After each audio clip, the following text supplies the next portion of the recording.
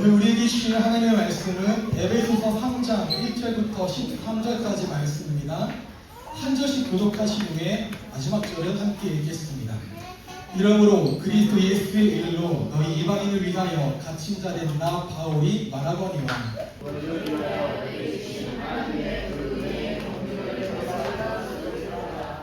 곧 계시로 내게 비밀을 알게 하신 것은 내가 먼저 간단히 기록한 것 같으니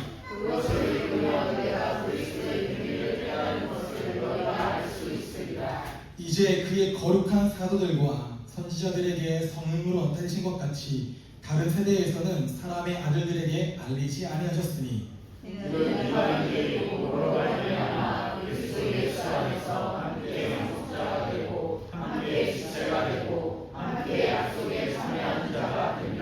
이 복음을 위하여 그의 능력이 역사하시는 대로 내게 주신 하나님의 은혜의 선물을 따라 내가 일꾼이 되었노라. 모든 성도 중에 지극히 작은 자보다 더 작은 자에게 비밀을 주신 것은 측량할 수 없는 그리스도의 풍성함을 너희에게 전하게 하시고 영원부터 만물을 창조하신 하나님 속에 감추어졌던 비밀의 경륜이 어떠한 것을 드러내게 하려 하시니라. 이는 이제 그대로 말미암아 하늘에 있는 통치자들과 권세자들에게 하나님의 합종 지혜를 알게 하려 하시니 곧 영원부터 우리 주 그리스도 예수 안에서 예정하신 뜻대로 하신 것이라.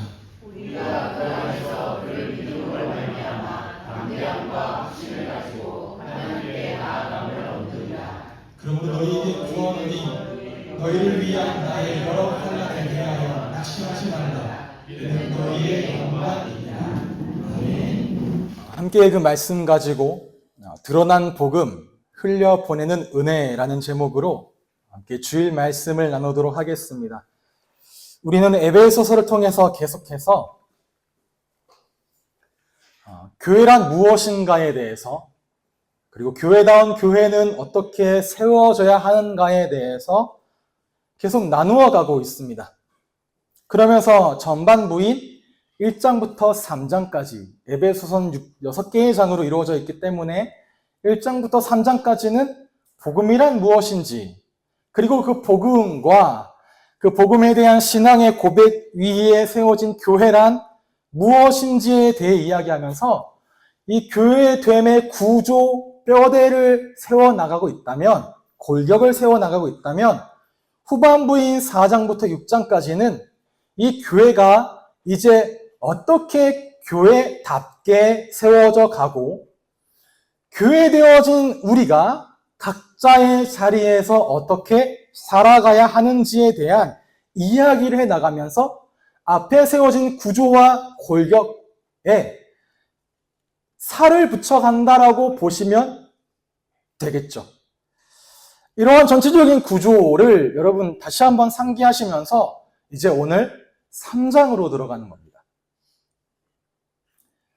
그러면서 오늘 본문을 보면 바울이 지금 자신이 처해 있는 상황에 대해서 언급을 하고 있죠. 복음에 대해서, 교회에 대해서 설명하는 가운데 자기를 잘 드러내지 않던 에베소서에서는 자기를 잘 드러내지 않던 바울이 지금 자기의 상황에 대해서 언급을 합니다. 13절에 보면 지금 내가 여러 환난을 당하고 있는데 이로 인해 에베소 교회 여러분들이 낙심하지 않기를 바란다는 거죠. 이렇게 기록되어 있습니다. 그러므로 여러분을 위하여 당하는 나의 환난을 보고서 여러분이 낙심하는 일이 없기를 바랍니다. 내가 당하는 환난은 여러분에게는 영광이 됩니다. 아멘. 지금 내가 비록 환난 가운데 있지만 이 환난이 도리어 여러분들에게 영광이, 전환이 되어진다라는 거죠. 그리고 지금 당하고 있는 이 환난이란 1절에서 바울이 언급한 것처럼 갇혀져 있는 상황을 말합니다. 바울이 지금 투옥되어져 있는 상황을 가리키고 있는 것인데 이 에베소서를 쓸 당시가 대략 주후 60년에서 63년 그 사이로 추정을 합니다. 바울이 3차 전도 여행을 마친 때가 대략 58년이고요. 그로부터 2년 정도 유대 땅으로 들어갔다가 가이사라에 이렇게 묶여 있던 가운데 상고를 하여 로마로 압송되었고, 이때 이제 AD 60년에서 63년 정도, 약 2년 정도를 만 2년 정도를 로마 감옥, 가택에 구금되어져 있는 상황인 거죠. 거기에서 옥중서신을 썼습니다. 에베소서, 빌립보서, 골로새서, 빌레몬서로 알고 있습니다. 그렇게 이제 썼는데 에베소 교회 성도들이 들은 거예요. 바울이 지금 투옥되었다, 갇혔다, 복음을 전하다가 이방인들에게 복음을 전하다가 이 일로 인해 갇혔다는 소식을 들으니 마음이 너무 아프고 근심되어지고 낙담되어지는 상황인 거죠. 그런데 사실 위로는 에베소 교회 성도들이 바울에게 해야 되는 거잖아요.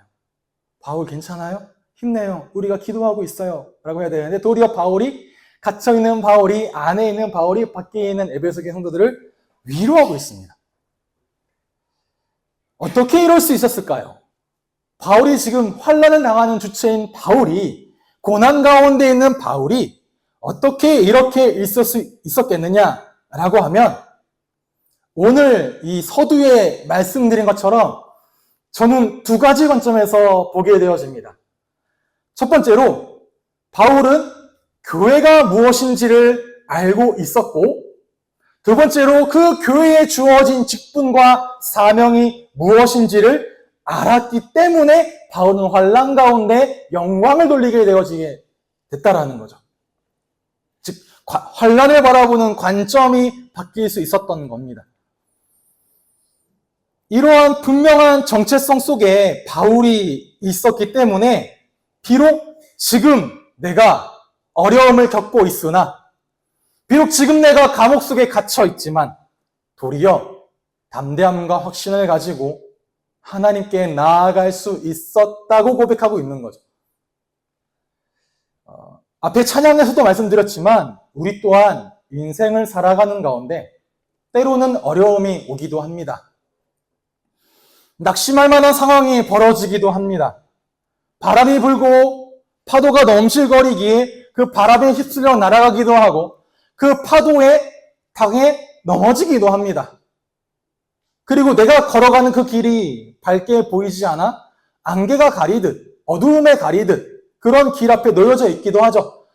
한 주간을 새롭게 이제 내일이면 시작하게 되어지는데 그 한 주간의 월화수목금 토요일 가운데 우리에게 어떤 일이 기다리고 있을지 우리는 알지 못합니다. 또 한 주간이 마치고 새로 한 주간이 시작하지만 여러분의 마음속에 생각 속에 나를 둘러싼 문제와 환경이 여전하여 끝날 것 같지 않은 어떻게 풀려가게 될지를 아직 모르겠는 일들도 여러분 놓여져 있지 않습니까? 저도 마찬가지의 일들이 있지 않겠습니까? 내 앞에 놓여지는 문제들이 이 상황들이 지금 나를 둘러싼 환경이 어떻게 나를 끌고 갈지 저는 잘 모르겠습니다. 어떻게 해결되어질지도 모르겠습니다. 그러기에 오늘 여러분들에게 이 말씀을 주시는 겁니다. 성경의 말씀을 주시는 거죠. 말씀을 주시면 잠잠히 이 말씀 안으로 들어가서 이 말씀 속에서 계시하시는 하나님을 찾으시고요. 그 하나님을 묵상해 보십시오.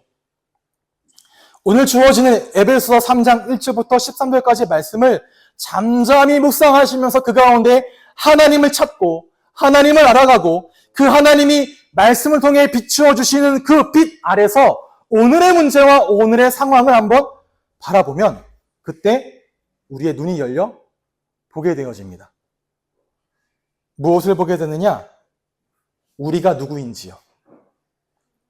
그리고 우리가 무엇을 위하여 이 땅에 보내심을 받았는지, 오게 되었는지, 그리고 그렇다면 우리가 어떻게 한 주를 또 살아가고 살아내야 하는지에 대해서 하나님 말씀을 통해 여러분 분명히 밝혀 보여주신다라는 거죠. 바울은 이러한 비밀들을 발견했고 또 이러한 비밀들이 자신에게 주어진 것에 대해서 감격했고 또 그 안에서 내게 주어진 직분과 사명을 감당하고 있다는 것을 알고 알 수 있는 거죠. 그렇다면 사랑하는 우리는 교회 성도들도 동일하게 우리가 누구인지 우리에게 주어진 사명이 무엇인지를 깨닫고 오늘 제목처럼 마침내 우리에게 드러난 복음에 감사하며 이 복음의 은혜를 흘려보내는 교회로 교회답게 다서게 되시기를 주님의 이름으로 축복합니다. 바울은 이 3장에 들어오면서 내가 자신이 계시로 받은 복음이 어떤 것인가에 대해서 이야기를 합니다. 2절을 보면 하나님의 그 은혜의 경륜을 너희들이 들었고, 3절과 4절에 하나님께서 자신에게 이 비밀을 알게 하셨는데 그 비밀을 내가 지금 너희들에게 이야기하여 알게 하기를 원한다라고 3절과 4절에 이렇게 기록하고 있죠. 그러면 바울이 지금 깨달은 하나님의 계시, 그 비밀이 무엇입니까? 라고 하면 넓게 보면 에베소서 1장부터 3장까지 기술되어져 있는 이 기록된 복음의 내용이라고 할 수 있겠죠. 즉 하나님이 예비하시고 특정하시고 때가 찬 그 경영과 경륜을 따라서 우리를 선택하여 불러내셨는데, 그런 우리를 하나님의 자녀로 삼으시고 하나님의 상속자로 삼으시고 하나님의 교회로 세우셔서 우리와 영원히 함께 하신다라는 것. 이러한 하나님의 전체적인 구원의 여정, 구원의 계획, 구원의 이루심 자체가 바울이 지금 받고 이야기하고 있는 계시로 받은 비밀이고, 이 비밀이 바로 복음이라는 거죠. 그렇게 넓게 보면 1장부터 3장까지인데 오늘 주목해야 될 중요한 본문의 내용은 바로 3장 6절입니다. 그것이 구체적인 계시의 내용, 복음의 비밀이라는 거죠. 다 함께 한 목소리로 읽어보겠습니다. 시작.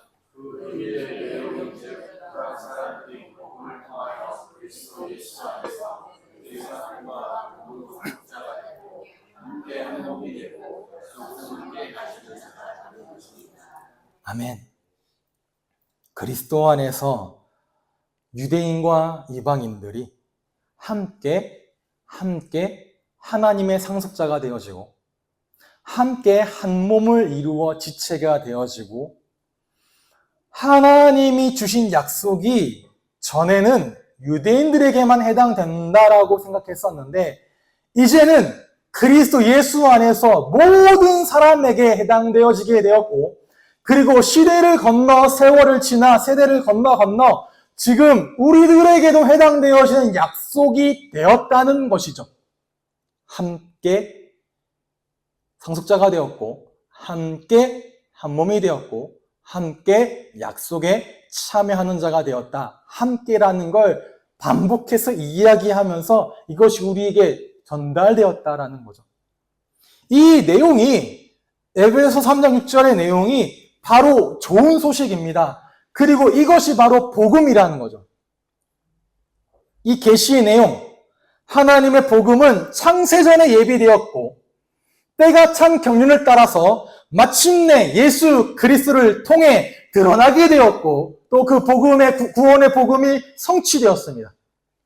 그리고 이제 그 복음이 바울을 통해 에베소 성도들에게 전달되었고, 지금 우리에게까지 그 복음의 은혜가 흘러 내려와 우리 또한 그 복음의 비밀 안에 함께 참여하여 거하게 되었다라는 거죠. 그렇다면 사랑하는 우리 교회 성도 여러분, 이처럼 마침내 우리에게 드러난 복음, 우리에게까지 흘러내려온 그 복음의 은혜에 늘 감격하게 되시기를 바랍니다. 가장 중요합니다. 드러난 복음, 흘려보내어진 이 은혜에 여러분 감격하시기 바랍니다. 왜 이것이 우리에게 감격이 되어지느냐? 5절에 이렇게 되어져 있었죠. 지나간 다른 세대들에게는 하나님이 그 비밀을 알려주지 아니하였다라고 기록되어 있습니다. 무슨 말이냐? 구약시대 사람들에게도요, 하나님의 구원의 방법들이 설명되었어요. 단편적으로 설명되었습니다. 구약시대에도 하나님께서 선지자들을 통해 말씀하신 바 이방인들이 돌아오게 될 것이다라는 말씀을 수도 없이 하셨습니다. 그들도 알고 있었어요. 유대인들도 이방인도 다 함께 돌아오게 될 거야 많은데 그 방법이 무엇이었냐면 유대 공동체로 편입되어지는 거예요. 그렇게 생각했어요, 유대인들은. 그래서 이방인들이 예루살렘 성전으로 나올 거야, 돌아올 거야. 이사야 60장도 말씀하시잖아요. 일어나 빛을 발해. 그러면 만방이, 만왕이 너희에게로 나올 거다. 돌아올 거다. 라고 말씀하잖아요. 그걸 알고 그렇게 생각해요. 자, 성전으로 와서 함께 하나님을 예배하고 하나님이 우리에게 주신 율법을 그들도 지키면 구원을 받을 것이다 라고 생각하고 있었죠. 자, 그러면 그렇게 하나님께서 구원의 방법을 계시해 주셨고 여기까지만 보여주셨다면, 여기까지만 설명되었다면, 그리고 나서 더 계시하지 않으셨다면 우리는 구원을 얻기 위해 예루살렘으로 가야만 합니다. 이스라엘 땅으로 가서 유대 공동체에 편입이 되어져 그들에게 주어진 율법을 지켜야만 구원을 받게 되겠죠. 또 그래야만 구원 받는다고 생각해 보십시오. 그러면 오히려 그 말씀이 너무 이상하지 않습니까? 보편적인 진리가 아니라 딱 제한되어진 공간과 상황과 여건 가운데 거하는 진리가 어떻게 진리가 될 수 있을까요? 진리란 어제도 오늘도 땅에서도 하늘에서도 미래에도 진리가 진리입니다. 그게 진리가 아니라고 항변하지 않겠습니까? 예수 믿으면 구원받아. 어떻게 해야 되는데, 자, 다 같이 예루살렘 성전으로 가서 하나님을 예배해야 된다라고 말하면 너무나 이상하지 않겠습니까? 그런데 예수 그리스도를 통해 하나님의 비밀이 더욱 밝히 드러나게 된 것입니다.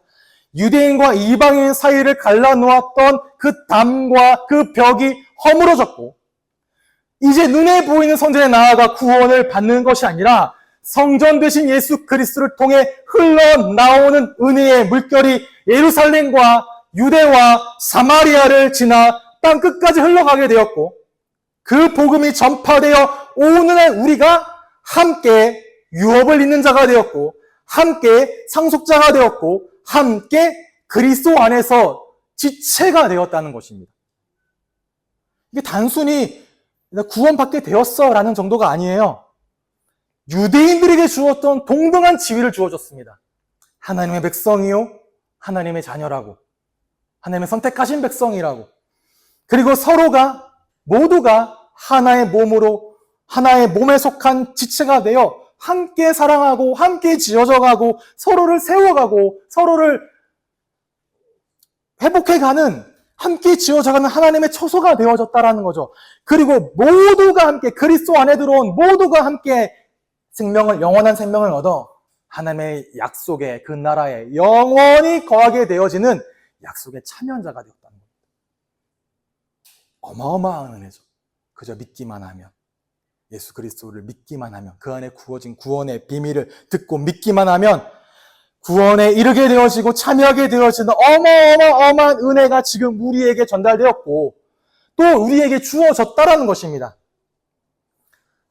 그래서 어쩌면 바울이 받은 이 비밀 때문에 또 그 비밀로 작성한 성경의 내용 때문에 또 그 안에 담겨진 하나님의 은혜와 하나님의 말씀을 이루어 가시는 하나님의 여전한 일하심 때문에 그 일하심으로 인해 지금부터 약 140년 전 세계에서 아무도 알지 못했던 나라 조선에 변방 중에 변방이었고 이방 중에 이방인이었던 그 나라에 한국에 선교사들이 들어와 복음을 전하는 거죠. 왜? 이방인들이 함께 약속에 참여해야 되기 때문에. 그렇게 선교사들이 이 복음의 비밀을 알았고 복음의 사명을 받았기에 낯선 땅에 낯선 피부색을 가지고 낯선 문화를 가진 자들에게 들어와 너무나 이들을 사랑하고 이들과 함께하고 이들에게 하나님의 복음과 복음의 삶을 전달했다라는 거죠. 그렇게 들은 우리가 담대하게 나아가 하나님의 언약의 자녀가 될 수 있는 특권을 우리에게 전해주었습니다. 그렇게 해서 이전에는 그리스도 밖에 있었잖아요. 하나님과 상관이 없었잖아요. 소망에 대해서도 외인이었고 약속에 대해서도 이방인이었습니다. 상관이 없었습니다. 누가요? 이방인이었던 우리가, 구원에 이르지 못했던 우리가 이제 그리스도 안에서 하나님과 가까워지게 되었고 하나님의 자녀요, 하나님의 상속자가 되었다면, 이를 안다면 여러분 감사하게 되어지죠.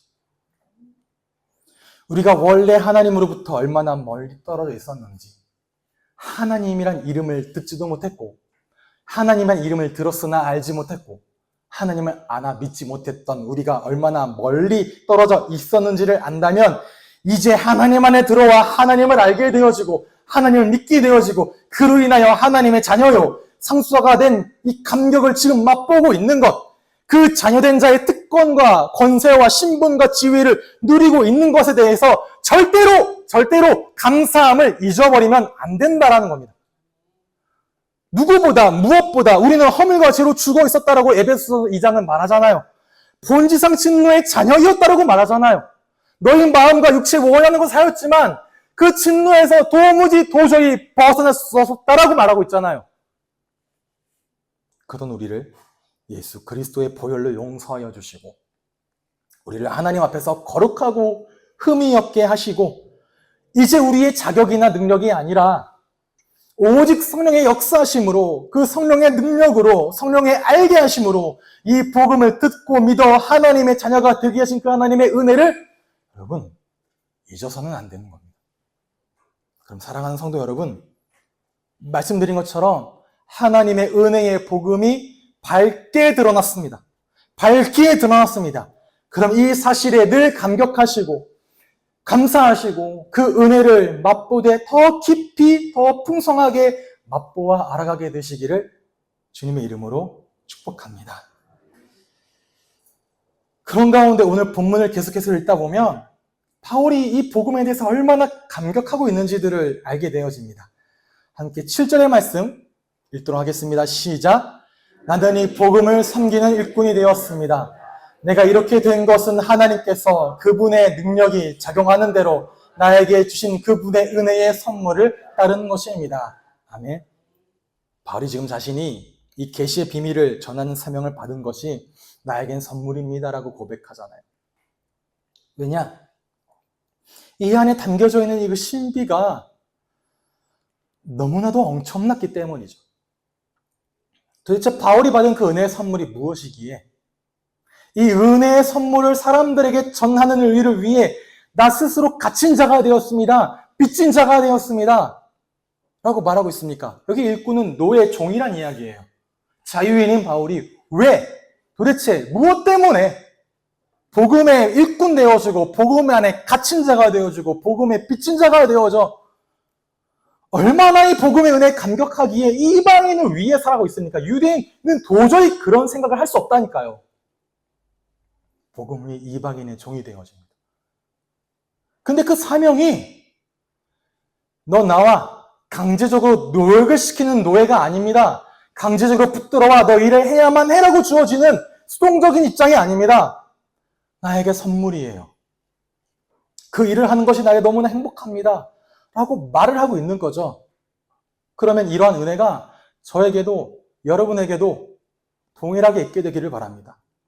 바울이 깨달은 놀라운 은혜의 복음을 우리 또한 알게 되어지기를, 또 우리 또한 찾아내게 되어지기를 축복하고 또 기도합니다. 그 은혜가 어떠하였기 때문에 그러냐? 8절과 9절입니다. 함께 읽겠습니다.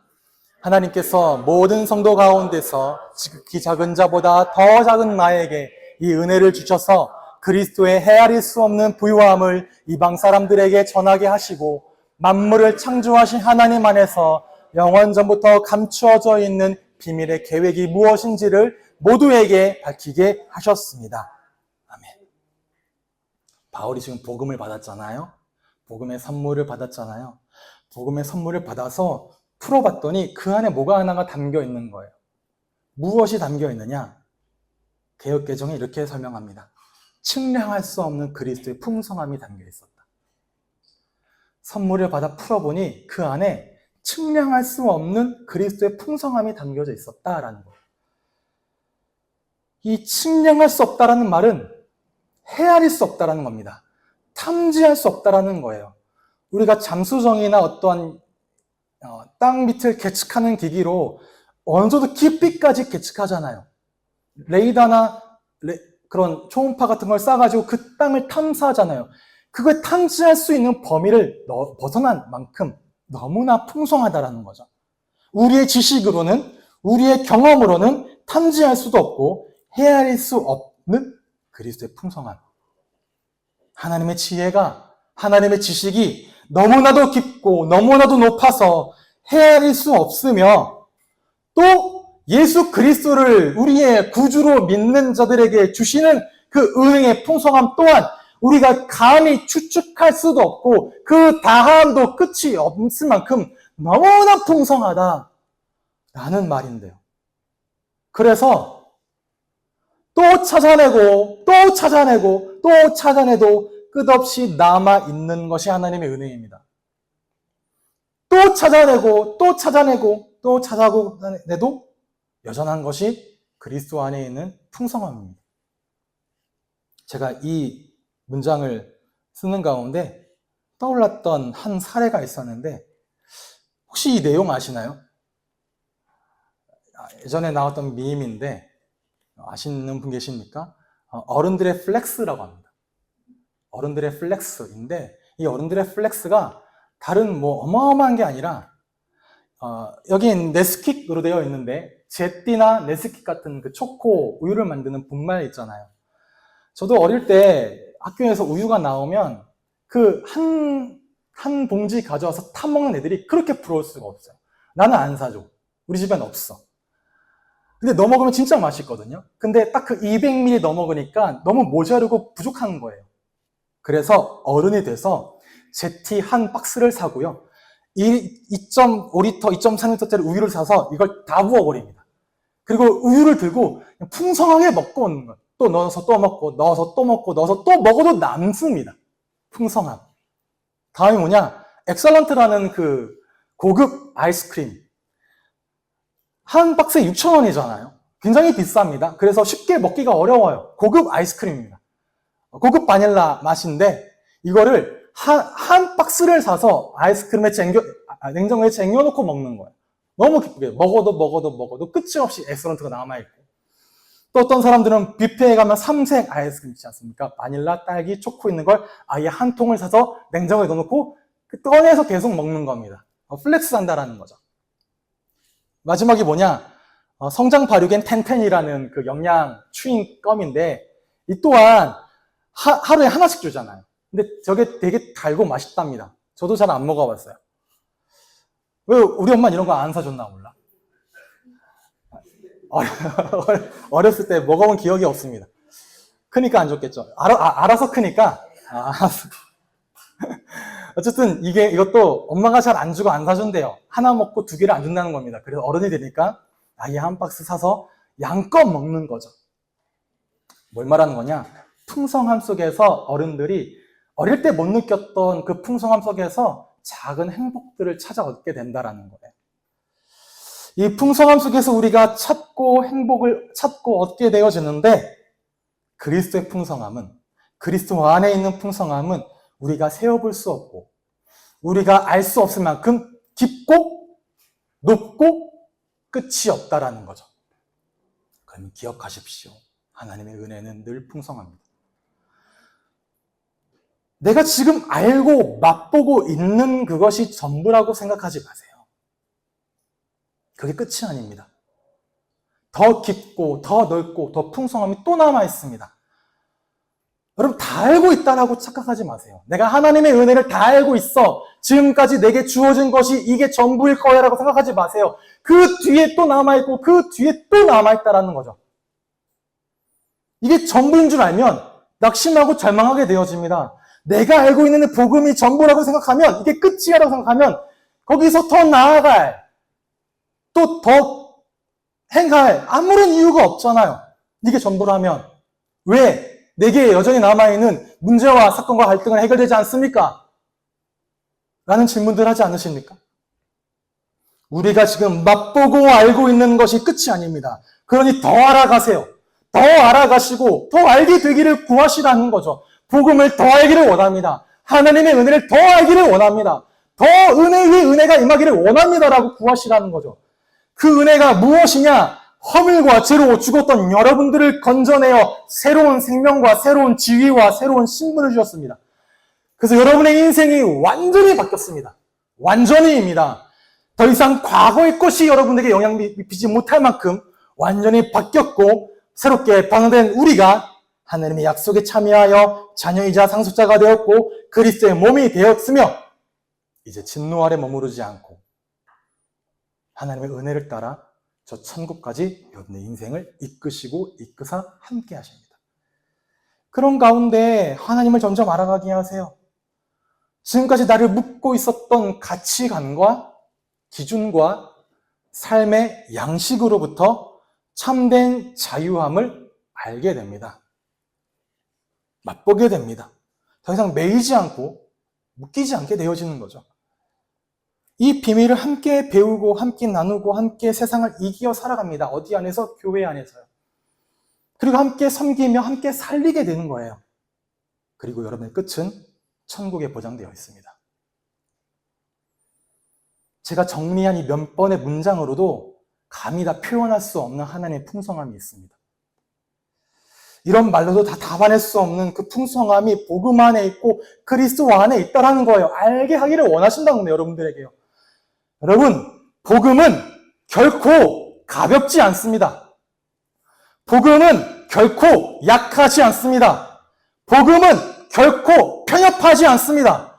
복음은 결코 간단하지 않습니다. 그러니 그 풍성함을, 그 깊이를, 그 부요함을, 그 높이를, 그 넓이를, 그 어마어마한 풍성함을 알아가고 또 알아가고 또 찾아내고 또 맛보고 또 누리고 그 안에 거하게 되시기를 주님의 이름으로 축복합니다. 이 그리스도의 승량할 수 없는 풍성함을 함께 배우고 함께 경험하고 함께 느끼고 이를 다른 사람들에게 흘려보내는 것이 바로 교회입니다. 이것이 교회입니다. 함께 느끼게 만드는 것이 교회예요. 이 그리스도의 풍성함이, 측량할 수 없는 풍성함이 우리 안에 흘러넘치니 우리 안에 담아두고 머물러두고 이 좋은 것 우리만 알고 먹고 마시고 놀자만 것이 아니라 흘러넘치면 흘러넘쳐 나아가게 되어 있습니다. 그래서 이 풍성함을 내가 맛보고 내가 향유하니 이 좋은 것을 다른 사람에게도 전하고 싶어서 몸이 안달나게 되어지는 것이 그것이 바로 교회라는 거죠. 여러분, 세상에 나가서 좋은 음식을 먹어도 집에 와서 함께 나누어 먹고 싶습니다. 세상에 나가서 좋은 것을 봐도 내 친구들에게 알려주고 말해주고 싶습니다. 하물며 복음의 풍성함을 알게 되어진다면 나만 알고 있어야지 하지 않게 되어진다는 거죠. 이를 두고 바울은 10절에 하나님의 갖가지 지혜와 지식을 교회를 통하여 알리신다라고 기록되어 있죠. 어떠한 지혜요? 예수 그리스도를 믿으면 죄사함 받습니다. 예수 그리스도를 믿으면 하나님 앞에서 의롭다 하심을 얻게 되어집니다. 예수 그리스도를 믿으면 하나님의 백성이요 하나님의 자녀가 되어집니다. 예수 그리스도를 믿으면 영원토록 하나님과 함께하게 되어지고 영원히 이 삶을 통해 하나님께서 영광을 받으십니다. 영화롭게 한 삶을 살 수 있게 된다는 그 지혜를 말하는데 그 지혜를 흘려보내는 통로가 교회라는 거죠. 여러분, 은혜를 받아서 교회가 시작되었습니다. 이 은혜를 지금도 흘려보내고 계속해서 이웃과 지역과 온 민족과 열방에 흘려보내는 사명을 감당하는 것이 바로 교회의 사명이라는 거죠. 본질이라는 거죠. 여러분, 흘려보내야 살아납니다. 흘려보내야 영향을 입히게 되어집니다. 많이 들었던 예화잖아요. 갈릴리 바다와 사해 바다요. 더 말씀 안 드려도 알겠죠. 흘려보내야 살아나고 흘려보내야 주변의 마을들이 풍성하게 되어집니다. 갈릴리 바다 주변에는 굉장히 많은 마을들이 번성합니다. 사해 주변에는 없어요. 먹고 살 수가 없잖아요. 떨어져 있죠, 조금씩. 영향을 주고 생명이 살아난다는 거죠.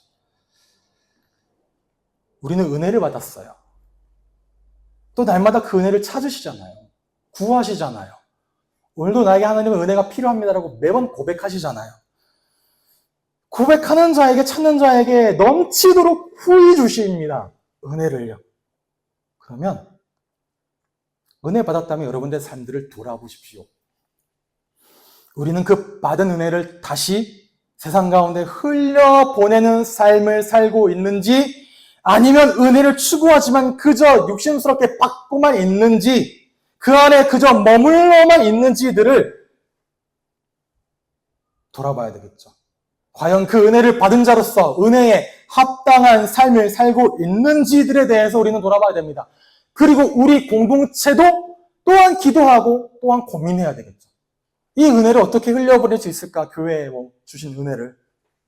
더 많은 은혜를 더 다양한 방법으로 흘려보내야 할 것인데 어떻게 시도하지? 어떻게 도전하지?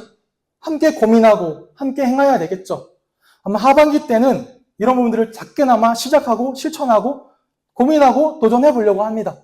우리에게만 머물러 있지 않고 이 은혜를 어떻게 흘려보낼 수 있을까? 들을요. 이게 그리스도의 풍성함을 발견한 자가 해야 되는 일입니다. 나만 알고 있는 것이 아니라 다른 사람들에게 알려주는 것. 밝히 드러내는 거예요. 흘려보내는 겁니다.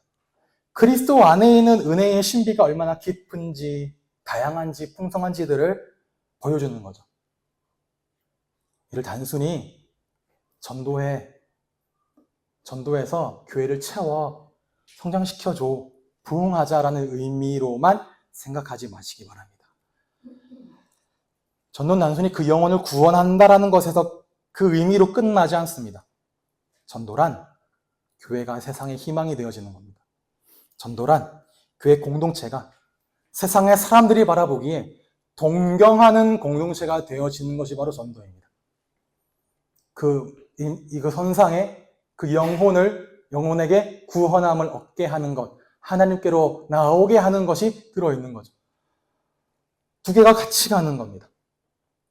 그렇게 되어 동경하는 그들이 세상에 없는 풍성함을, 세상에 없는 평안을, 세상에 없는 소망을 그리스도 안에 들어왔을 때 얻게 되어지도록, 그래서 유대인들이 그렇게 말하잖아요. 자, 이곳으로 와서 지키면 되라고 말하는 것이 아니라 사도들이, 수많은 제자들이, 기독교 역사상 수많은 믿음의 선배들이 그리했던 것처럼 나아가서 그들의 삶 속에서 그들의 머무는 그 자리에서 복음의 비밀을 밝히 드러내는 거죠. 이를 위해 우리는 세상 가운데 나아갑니다. 지금 반대가 됐어요. 우리는 자꾸 세상에서 격리되려고 합니다. 내가 나로 예수 믿는 자임을 알게 하지 말게 해달라고. 그런 말도 쓴다고 하죠. 커밍 아웃이라고. 가만히 나 진짜 조용히 나의 믿음을 알리지 않았는데 어느 날 드러낸 거야. 너 교회 다녔어? 커밍아웃이 강제적으로 내 정체성을 밝히 드러내게 되는 거잖아. 가만히 있었는데 어느 날 무슨 실수인지 모르겠는데 내가 기독교인임을 세상에 알게 되었어. 커밍아웃. 우린 나아갑니다. 세상 가운데 나아가 세상의 질서를 지키고 따라갑니다. 이건 에베소서 후반절에 말하죠. 그런데 따라가는데 세상과는 다른 가치관을 가지고 살아가요. 그래서 사람들이 이를 보고 이 세상이 아닌 다른 것을 보게 되고 이 땅의 것이 아닌 하늘의 것을 보게 되어지고 하늘의 것을 보니 그것의 주인인 하나님을 보게 되어지는 거죠. 교회는 세상에서 하나님의 비밀을 드러냅니다. 그 통로라는 거예요. 그래서 여러분, 복음을 그저 내 안의 이야기로만 가둬두지 마십시오. 우리는 복음을 전해야 됩니다. 복음을 전하는 것만이 아니라 그 복음을 삶으로 살아내야 됩니다. 그리고 전하여 알게 해야 되겠죠. 왜냐? 지금도 복음을 기다리는 자들이 세상에 있으니까요. 우리는 그들에게 알게 해야 됩니다. 이를 위해 여러분 한 명만 떠올려 보세요. 내 주변에 있는 사람들 한 명만 떠올려 보십시오. 그리고 그 사람에게 복음이 열려 있습니다. 복음의 문이 열려 있어요. 이를 위해 예수 그리스도께서 그 복음을 드러내셨습니다. 라면 그걸 기억하고 짧게라도 그 사람에게 복음의 인사와 복음의 언어를 전달해 보는 거죠. 뭔가 전도지를 가서 줘. 그 이전에요. 또는 복음을 전해. 그 이전에 뭘 가져라? 시선을 가져보라는 거예요. 내 주변에, 내 주위에 여전히 복음을 알아야 될 사람을 하나님은 문을 열어놓으셨다라는 거예요. 그걸 눈을 떠야 그 사람에게 복음의 언어가 담긴 말과 행동을 하게 되어지죠. 이를 어떻게 되느냐? 복음의 풍성함을 날마다 맛보세요. 날마다 더 그리스도를 알아가고 그리스도를 더 신실하게 추구해가고 바울처럼 그리스도를 아는 지식이 나에게 가장 고상한 지식이 되어지도록 구하십시오. 기도하세요. 복음의 길이와 깊이와 높이와 넓이를 그 측량할 수 없는 그 풍성함을 알아가고 또 알아가고 또 알아가도록 간구하시고 그걸 구할 수 있는 마음이 있도록 그 내 마음에 그 구하는 마음을 달라고 기도하십시오. 맛보아야 흘러가잖아요. 어떻게 맛보라는 겁니까? 구하는 가운데 이번 주에 주어지는 일들을 속에서 기도하는 겁니다. 바울이 지금 내가 감옥에 갇혔지만 괜찮아라고 정신승리하는 게 아니잖아요. 나 어려워 그런데 괜찮아 라고 말하는 게 아닙니다.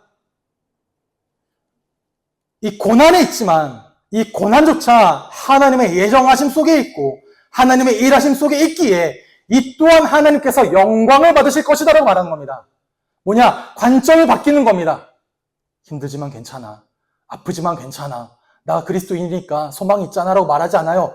힘들지만 복음의 관점으로 전환되어지고 낙심 가운데 거하지 아니하고 담대함과 확신을 가지고 하나님께 나아가는 겁니다. 그렇게 말하는 거예요. 얼마나 기도했을까요? 그 낙심됨이 바울에게요. 하나님, 저 지금 너무 힘들어요. 언제까지 이 겉에게 구금되어 있어야 됩니다. 물론 내게 나오는 사람들 영접하고 있지만 더 이 복음의 전파가 이루어져야 되는데 내가 언제까지 갇혀 있겠습니까? 라는 말들이 1년, 한 달, 2달, 6개월, 1년 반이 지나도 해결이 안 돼요. 얼마나 흔들릴까요? 그런데 말하잖아요. 그리스도 안에서 담대함과 확신을 가지고 난 나아갑니다. 나의 현실이 아니라 하나님의 경륜을 바라봅니다. 그 경륜에 따라 내게 맡겨진 직무를 바라봅니다. 낙심하지 아니하고 하나님께 영광을 돌리게 해달라고 기도하십시오. 그렇게 복음의 풍성함을 맛보며 우리에게 주어진 사명을 내게 주어진 자리에서 감당해 가는 건데요. 2절에 보면 그 은혜의 경륜이라 표현합니다. 경륜. 경륜이랄 땐 두 가지가 있는데 첫 번째는 하나님의 경영이 있고요. 그 경영 가운데 내게 주어진 직무가 있습니다. 두 가지가 함께 쓰여진 건데 이 두 개가 다른 게 아니라 함께 이루어져 간다라는 거예요. 그러면 오늘 나에게 주어진 그 직무가, 그 직분이, 그 자리가, 그 가정이, 그 삶의 모습이 하나님의 경륜 속에 들어있구나를 아는 게 복음에 참여하고 전하는 거가 되겠죠. 이걸 아는 게 중요합니다. 내가 일터로 나가 일을 할 때 하나님의 일을 감당하기 위하여 하느냐 아니면 그저 내 먹을 새끼를 위하여 일을 하느냐는 달라질 겁니다. 여러분 한 사람 한 사람에게 주어진 오늘의 만남이, 오늘의 일이, 오늘의 삶이 모두가 은혜의 경륜이에요. 아버지로서의 삶의 모습도 은혜의 경륜이요. 어머니로서의 삶의 위치도 은혜의 경륜입니다. 그래서 우리는 우리에게 주어진 모든 삶의 자리를 잘 살아내야 됩니다. 이 은혜의 역사에 지금 나를 사용하고 있는 것이 바로 너무 감격한 거예요. 지극히 작은 자 중에 더 작은 나에게 이 하나님의 어마어마한 경륜, 예정되어진 그 일에 지금 나를 사용하시고 지금 내 고난도 이 속에 있구나. 이게 감사했던 거죠. 말씀을 맺겠습니다. 함께 읽어보겠습니다. 시작.